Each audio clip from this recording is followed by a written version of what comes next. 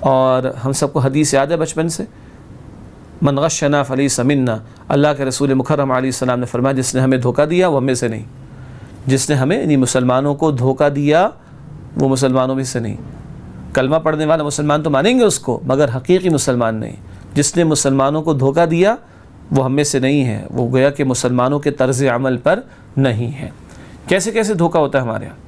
اللہ کے رسول مکرم علیہ السلام ایک مرتبہ بازار کی طرف گئے، بارش بھی ہوئی تھی، کہیں کسی جگہ گندم کوئی صحابی بیچ رہے تھے، اللہ کے رسول علیہ السلام نے اس ڈھیر پر ہاتھ ڈالا نیچے تک، تو پتہ چلا نیچے کچھ گیلی ہے اوپر سوکھی سوکھی ہے۔ آپ نے فرمایا کہ لا ایسا نہ کرو، یہ درست نہیں، خریدنے والے کو کیا پتا کہ نیچے کس طرح کا معاملہ تم اس میں سے اس کو دے رہے ہوگے۔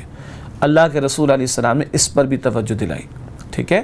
اور اللہ اکبر کبیرہ، امام بخاری رحمۃ اللہ علیہ ایک حدیث کی تلاش میں بہت دور دراز کے سفر پر گئے، غالباً 1 مہینے کی مسافت تھی۔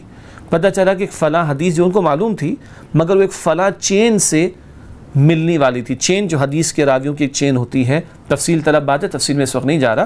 خیر، وہ پہنچے اور اس آدمی کا پتہ چلا، جس آدمی سے وہ بات ان کو سننا تھی، وہ حدیث کی روایت، پتہ چلا کہ وہ فلاں جگہ موجود ہے۔ وہاں تک پہنچے، پوچھتے پوچھتے تو اس کے ہاتھ میں ایک تھیلا تھا، ٹھیک ہے، اور ایک گھوڑا کہیں دور چلا گیا تھا، اس کو دکھا کر وہ بلا رہا ہے۔ گھوڑا جب آ گیا تو اس نے تھیلا ایک طرف رکھ کر گھوڑے کو باندھ دیا۔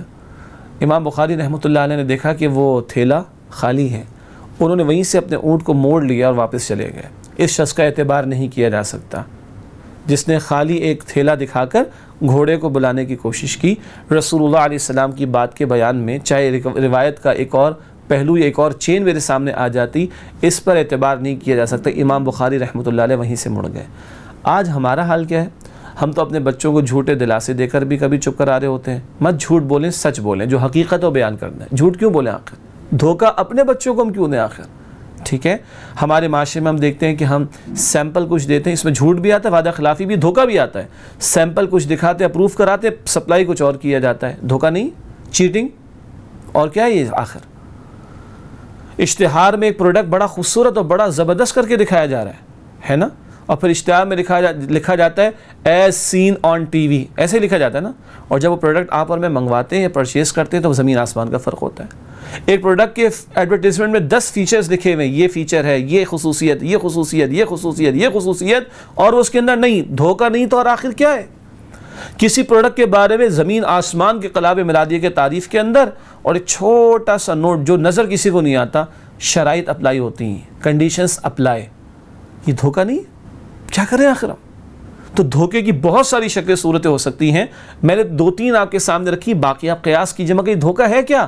اس میں جھوٹ بھی شامل ہو جاتا ہے، اس میں وعدہ خلافی بھی شامل ہو جاتی ہے، اس میں دھوکہ وہ تو اپنی جگہ ہے ہی ایک گناہ، اس میں مسلمان کا مالی نقصان بھی شامل ہو جاتا ہے، اور مسلمان کے جذبات، یعنی ظاہری بات ہے اگلے کو پتہ چلے گا دھوکہ مجھے دے کر 100 کے 1000 روپے لے لیے تو غصہ نہیں آئے گا؟ کتنے اور مسائل کے اندر اس کو ہم نے مبتلا کر ڈالا دھوکہ دے کر۔ اسی طرح دھوکہ، فیک ڈاکیومنٹس جمع کرا کر ٹینڈر پاس کرائے جاتے ہیں، فیک ڈاکیومنٹس جمع کرا کر ٹینڈر پاس کرائے جاتے ہیں، یہ دھوکہ نہیں؟ باقی بزنس کے اندر کتنے ایسے مراحل آتے ہیں جہاں زبان زد عام یہ باتیں۔ اللہ اکبر کبیرہ، غور فرمائیے، غور فرمائیے، اللہ کے رسول فرما رہے صلی اللہ علیہ وسلم جس نے ہمیں انہی مسلمانوں کو دھوکہ دیا وہ ہم میں سے نہیں۔ تو دھوکہ دے کر ہم اپنے گھر والوں کے ساتھ یا اپنے دوست احباب کے ساتھ، اپنے کسٹمرز کے ساتھ، اپنے سپلائرز کے ساتھ یا اپنے کلائنٹس کے ساتھ کیا کر رہے ہیں آخر؟ یہ کبیرہ گناہ ہے۔